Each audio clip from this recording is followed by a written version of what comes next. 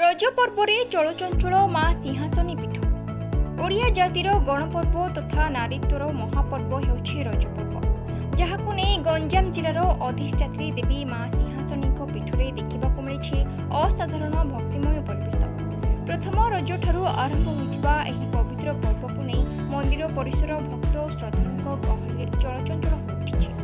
जिल्लार विभिन्न कोण अनुकोण सहित पड़ोशी जिल्लारू मध्य शताधिक भक्तमाने धाड़ी बांधि माँ को दर्शन एवं आशीर्वाद लाभ करने माँ सिंहासनी पीठको छुटी आसुथिबा मध्य देखिबाकु मिलिछि।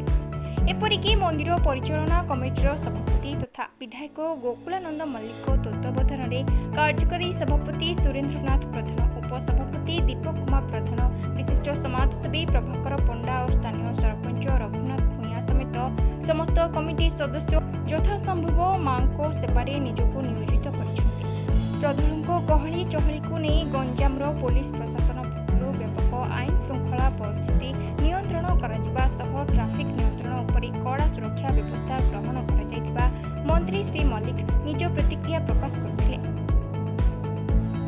देखंतु ए जो पवित्र रज पर्व होची ओडिशार गण पर्व एही परिप्रेक्षी रे पोलोसरा रे मध्य माँ सिंहासनी पीठरे आकु प्रति वर्ष परी एही वर्ष मध्य धूमधाम रे पालन करा जाउची। आपण जानिथिबे माँ सिंहासनी होचंती आम गंजाम तथा पोलोसरार आराध्य देवी। तेणु माँकर सान्निध्य लाभ करने आज आपण 3 दिन धरी आपणकर 14, 15, 16 3 दिन धरी रज पर्व भक्त माने श्रद्धालु माने हजार हजार संख्यार एठी समागम हुए एवं एठी भक्ति कले पूजा कले माँ को आराधना कले मनस्कामना मध्य पूर्ण हुए ये कथा मध्य रही।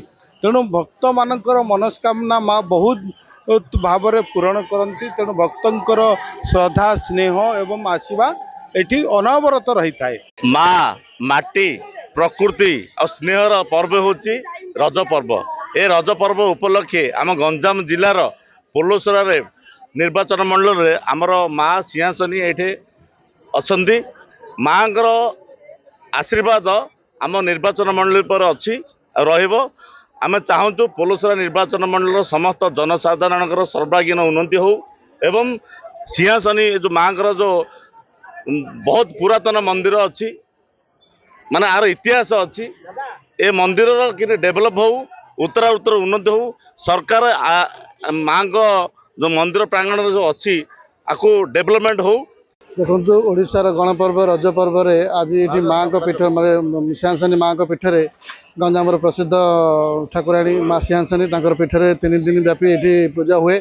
ये मानसिक रखिथिबा लोक निजर मानसिक पूरण होला पर आसिक ये पूजा अर्चना करती एवं मानसिक रखी जाती जे किमिति लक्ष्य पूरण हम बा जहाँ मानसिक थी पूरण हम।